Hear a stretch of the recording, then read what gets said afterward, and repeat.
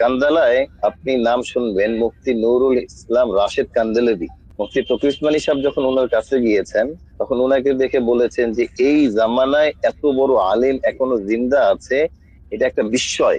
এত বড় আলিম নুরুল ইসলাম রাশেদ কান্দেলভি রহমতুল্লাহ আলী। আল্লাহ আল্লাহ আল্লাহ। উনি মৌলানা ওনার বাবা মৌলানা ইফতেখারুল হাসান কান্দেলভি, যিনি মৌলানা সাদ সাহেবের পীর সাহেব, সাদ সাহেবকে যিনি খেলাফত দিয়েছেন। প্রাতিষ্ঠানিক লেখাপড়ার পাশাপাশি মাওলানা সাদ কান্দলবি দুজন মহান ব্যক্তিত্বের কাছে আধ্যাত্মিক সাধনা করেন। তারা হলেন সৈয়দ আবুল হাসান আলী নদভী রহমতুল্লাহ আলাইহি ও মুফতি ইফতেখারুল হাসান কান্দলবি। মুফতি ইফতেখারুল হাসান কান্দলবিকে আমি জানি না, তবে সৈয়দ আবুল হাসান আলী নদভী রহমতুল্লাহ আলাইহিকে ভালো করেই জানি। এমন এক মহান ব্যক্তির খলিফা এখানে একাই 100। আমি যখন জানলাম মাওলানা সৈয়দ আবুল হাসান আলী নদভী রহমতুল্লাহ আলাইহির খলিফা, তখনই আমার মন তার পক্ষে এমনিই চলে যায়। এমন ব্যক্তির খলিফা মোটেও ছোট কথা নয়। এখানে বংশ নয়, সাধনার ব্যাপার। মাওলানা সাদ যে একজন বড় সাধক তা বুঝতে আর বাকি থাকলো না।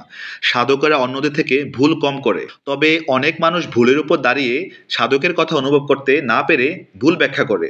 এখন প্রশ্ন হলো, আপনি কেন মাওলানা সাদের বিরুদ্ধে অপপ্রচার থেকে বিরত থাকবেন? কারণ একটাই, তিনি নিজে একজন সাধকলি এবং দ্বীনের নিবেদিত মুবাল্লিগ, আর তার পূর্বপুরুষে অসংখ্য সাধকলির জন্ম হয়েছে। আমাদের এই মজবুতির জায়গাটা কেন, এটা অনেক ওলামায়ে বুঝতে চায় না। যে বাংলাদেশের লাখ লাখ ওলামায়ে কেরাম একদিকে, আর আপনারা গুটি কয়েক অল্প বয়স্ক মানুষ আপনারা একদিকে। আমাদের এই ইস্তেকামাতের জায়গাটা তৈরি হইলো কিভাবে? এটা আমি আপনাকে বলছি যে আমরা যখন সাহারানপুর মাদ্রাসায় যাই, তখন আমাদেরকে নিজামুদ্দিনের পক্ষে থাকতে কে বলেছেন? মৌলানা তালহা সাহেব, যিনি জাকারিয়া রহমতুল্লাহ আলাইহি সাহেবজাদা। মৌলানা সালমান মাজহারি সাহেব, যিনি মাজহারুল উলুম সাহারানপুরের যিনি মুহতামি। আমরা যখন দেওবন্দে গিয়েছি, বাহারুল উলুম নিয়ামতুল্লাহ আজমি, ইউসুফ তালেবি, উনাদের মতো বিশ্ববরেণ্য ব্যক্তিরা আমাদের পিঠে হাত দিয়ে বলেছেন যে আল্লাহ তোমাদেরকে হকের উপর রেখেছে, এটা থেকে এক চুল পরিমাণ সরবে না। আমরা এরপরে গিয়েছি কান্দালায়। কান্দালায় আপনি নাম শুনবেন মুফতি নুরুল ইসলাম রাশেদ কান্দেলভি। মুফতি তকি উসমানী সাহেব যখন ওনার কাছে গিয়েছেন, তখন ওনাকে দেখে বলেছেন যে এই জামানায় এত বড় আলিম এখনো জিন্দা আছে, এটা একটা বিস্ময়। এত বড় আলিম নুরুল ইসলাম রাশেদ কান্দেলভি রহমতুল্লাহ আলী।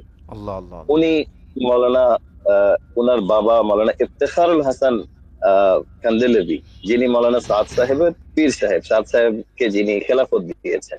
इस्लाम रुकता नहीं है, इस्लाम बताता है। इसके लिए चुनता है अफराद को, इस्तिफा होता है अल्लाह की तरफ से। अल्लाह यस्तबी मिनल मलाइकति व रसूलन मिनन नास। अल्लाह तबारक व तआला का इंतखाब होता है, और वह इंतखाब अमीर की शक्ल में होता है। उसकी क़यादत में मंजिल तक पहुँचने की कोशिश की जाती है।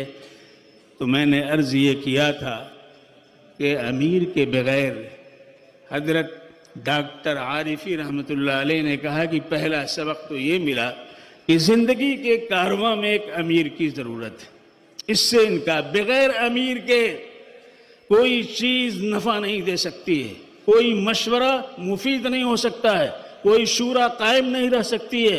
अमीर के बग़ैर नहीं हो सकता है। अमीर से जहत मिलता है, अमीर से क़ुव्वत मिलती है, अमीर से मुदाफ़ात की ताकत मिलती है, अमीर से तर्जमानी की जाती है।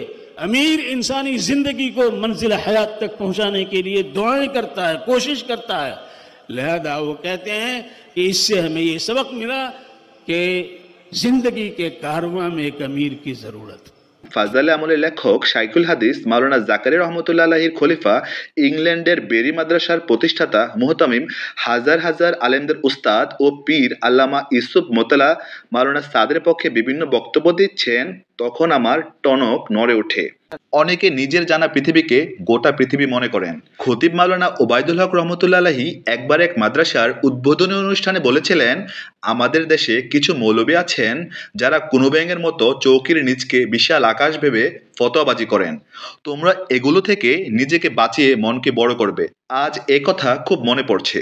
এই পরিবারের ইলমি এবং দাওয়াতি কাজের ঐতিহ্য কয়েকশো বছরের। মাওলানা সাদ হলেন তাবলিগের প্রতিষ্ঠাতা হযরত জি ইলিয়াস রহমতুল্লাহ আলাইহির প্রপুত্র, তাবলিগের দ্বিতীয় আমির মাওলানা ইউসুফ কান্দলবির নাতি, শাইখুল হাদিস আল্লামা জাকারিয়া রহমতুল্লাহ আলাইহির মেয়ের ঘরের নাতি হযরত জি ইনামুল হাসান রহমতুল্লাহ আলাইহির ভাগ্নে, সাহারানপুর মাদ্রাসার মুহতামিম মাওলানা সালমান সাহেবের জামাতা। আমাদের যারা মাওলানা সাদের বিরুদ্ধে মিথ্যাচার করেছেন তাদের স্মরণ রাখতে হবে মাওলানা সাদ হলেন ওলি ইবনে ওলি। তার বংশের অধিকাংশই দ্বীনের পথে জান কোরবানিকারী। তারা দ্বীনের জন্য ত্যাগ স্বীকার করে আসছেন ইসলামের প্রথম যুগ থেকে। মাওলানা সাদ ইসলামের প্রথম খলিফা হযরত আবু বকর রাদিয়াল্লাহু তাআলা আনহুর বংশের লোক।